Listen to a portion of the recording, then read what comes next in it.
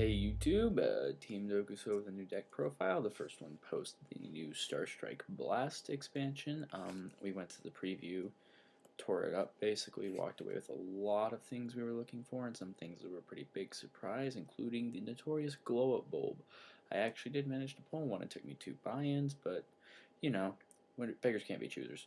Anyway, so the deck profile that I promised following this because I had heard a rumor of a new card for the set, and it totally delivered. So we're talking about Gravekeepers today.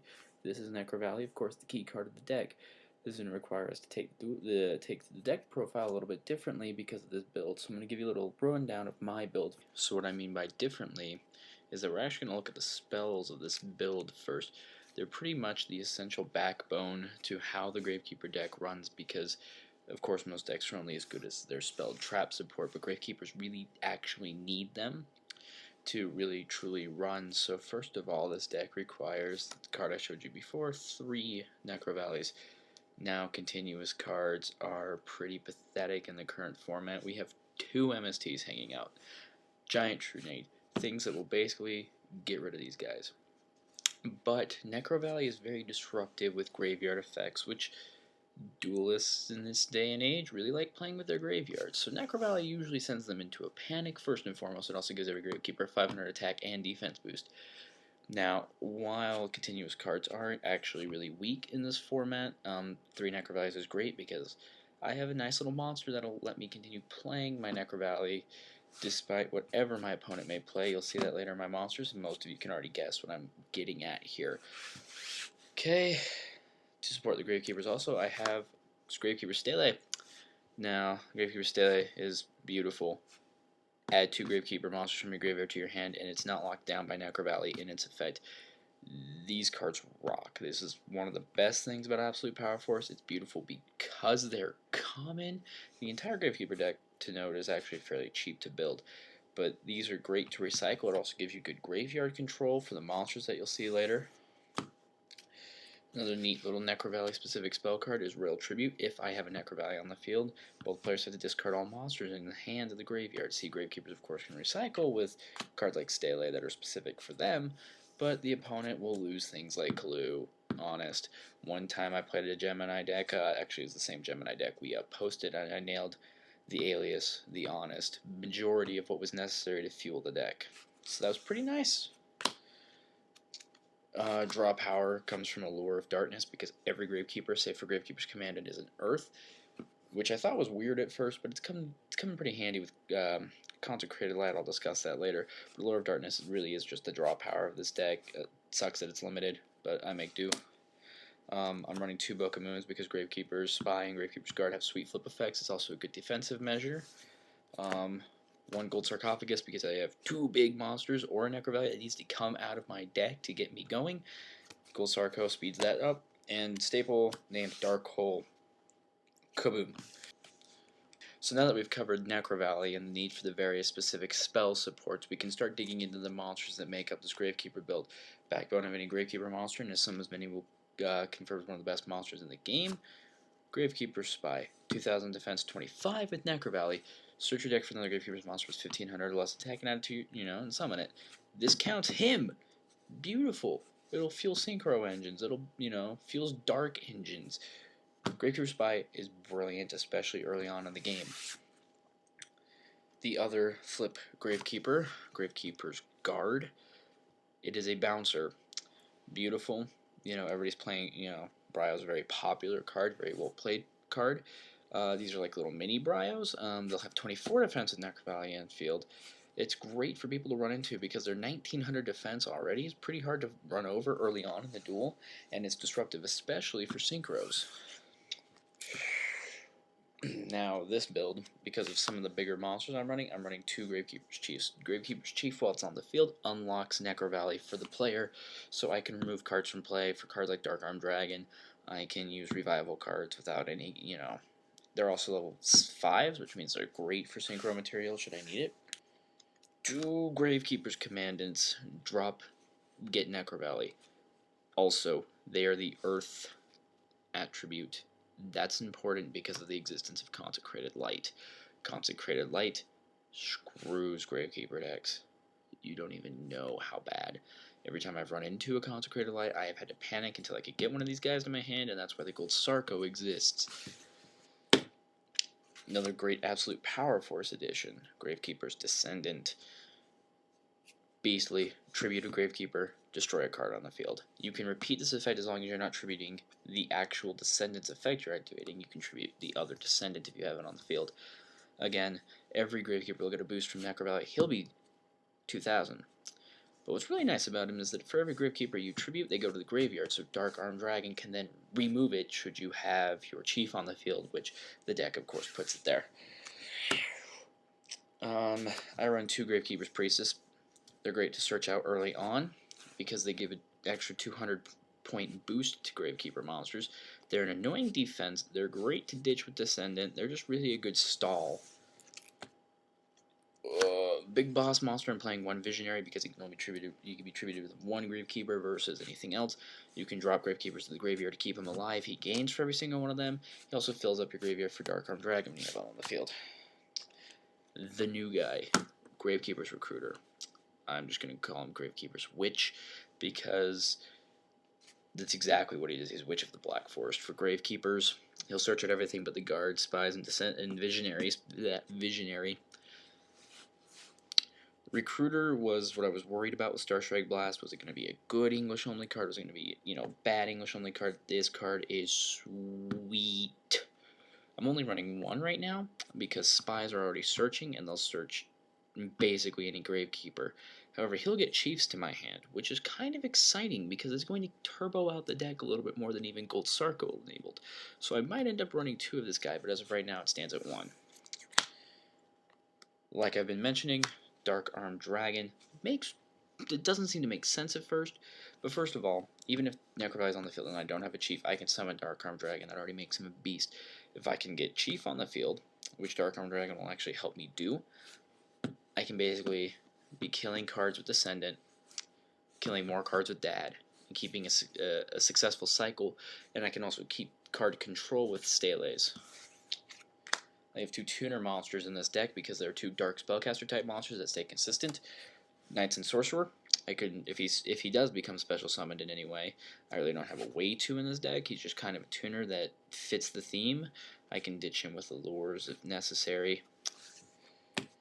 I also have a Witch of the Black Rose. I never have a situation in which I would use her effect again, but that's actually a bonus here because she kind of doesn't have a fantastic effect, but she's a level 4 spellcaster tuner with some decent attack, and she's also a dark. Now, Necro Valley, continuous card, as we discussed. Very difficult to maintain. Malefic Stardust Dragon. I hate this card. Straight up honest, I loathe Malefic Stardust Dragon. But his field protection ability is wonderful. See, he's a waste of a Stardust because all you have to do is remove it from play to bring him out, so he's great to drop early on. And again, he'll protect your field spells, but it's a waste of a Stardust. So while I don't like running him, he's beautiful in this deck. One downside to him is he has to be the only monster that can attack. So that's why I have a little bit more defensive side with my Gravekeepers. Basically, wipe out all the cards with Descendant, summon crap with Spy, attack with Malefic Stardust. Step 3, of course, with any deck is the trap count. Low trap count, low back row, especially since I have vulnerable stuff like Necro Valley already, but I do have some pretty nice traps. Rite of Spirit, the Gravekeeper support trap. Special summon a Gravekeeper monster from your graveyard, not affected by Necro Valley. This card doesn't even stick around. Win. I picked up a Hidden Soldiers. When your opponent normal summons or flip summons a monster, special summon a level 4 lower dark monster from your hand. I have a lot of those. Pretty darn cool. Running 1 bottomless. Why am I running 1 bottomless? Because I'm running Acid Trap Hole. Acid Trap Hole will pick off anything face down. It seems kind of weird to run, but it has been kind of productive because, well, there aren't going to be a lot of face down monsters at 2,000 or more defense unless they're already Gravekeeper Spy. Keeps me in control. Running 1 Dark Illusion. I could also possibly run 2 if I decide to swap out. These are kind of my dark bribes for right now, these Dark Illusions. It'll negate things that target dark monsters. I'm running Malevolent Catastrophe. I saw kind of the suggestion I've seen on other YouTube videos, and it does work like a heavy storm, especially if I get my big Gravekeepers out. I also don't want to be at that kind of weakness. So, again, I like being in control. Beautiful staple, Mirror Force. I'm going to take some time in the video that I don't normally take to go over the side deck for this deck, because Gravekeepers do need a little bit of help along the way. Here we go. I have an extra Visionary hanging out in here should I decide to switch out for some more power. I also have Gravekeeper's Assailant. This is the Gravekeeper that changes battle position.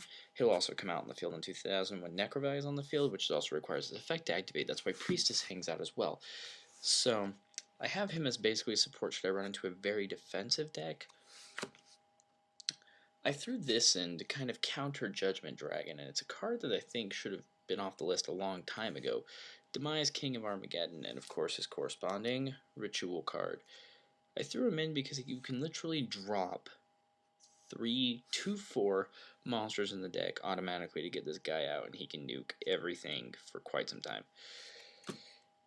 I'm running a third Book of Moon in here. I have a fourth field spell, Ancient Forest, which screws up everything but Gladiator Beast, basically. In case I do get into a field spell war, which, believe it or not, has happened at a tournament, I win with using this card, basically. Whether I come out with a Necrovalley on top or this card on top, it usually does save me, especially with people throwing out a Skyscraper. And for those of you who've been asking the entire time where these guys have been, look at Mystical Space Typhoon. Why is it not in my main deck? You're a nut job. I'm not a nut job. I'm destroying cards left and right with Descendants and Dad and various other cards already exist in the deck. Mystical Space Typhoon was a little over consistent with everything else I've been playing. If I do run into a situation, these guys go in immediately. I have Mystical Rift Panel to counter spells I may not necessarily want to negate, but instead steal the effects. Part of Duality! Excuse me, sorry. Part of Duality! Rift Panel's cool. I've waited for this card for kind of quite a while. It's an old Yugi staple. I'm glad I finally got it. I have my Royal Oppression as backup. 3 Mirror of Oaths to deal with those pesky Gladiator Beasts that destroy my Necrovalleys on the first turn. And 2 Light Imprisoning Mirrors for those pesky Light Sworns and Consecrateds. Finally, I want to go over the extra deck that also goes accompanied to this deck.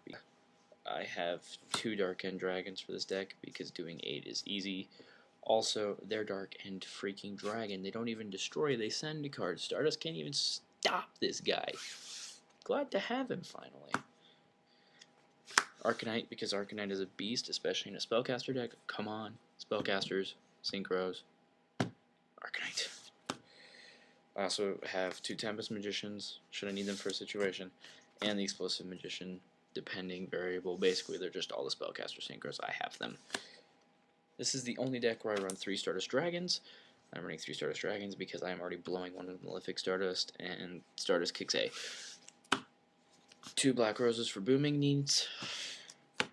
Running one of my favorite Synchros that nobody respects, Ancient Fairy Dragon, because it lets me drop more Gravekeepers on the field. Even though I lose a battle phase, Gravekeeper is more destructive than battle. I have Scrap Dragon because, as I have found with my Quick Draw deck, which I picked this guy up for, Scrap Dragon is gnarly in a lot of decks. Also, 2 more stapled Synchros, Bryanak, and Ally of Justice Catastar, which got a whole lot more easier to summon with this new Gravekeeper monster. Again, Dark Attribute. Alright, that's the Gravekeeper deck in general. Feel free to, of course, comment, rate, and please subscribe. Additionally, there's a link down at the bottom of the description of this video. Add yourself, as we're going to start talking about upcoming sets, current sets, the prices, etc., etc. Kind of see where things go. Well, thanks for watching. Take care, YouTube.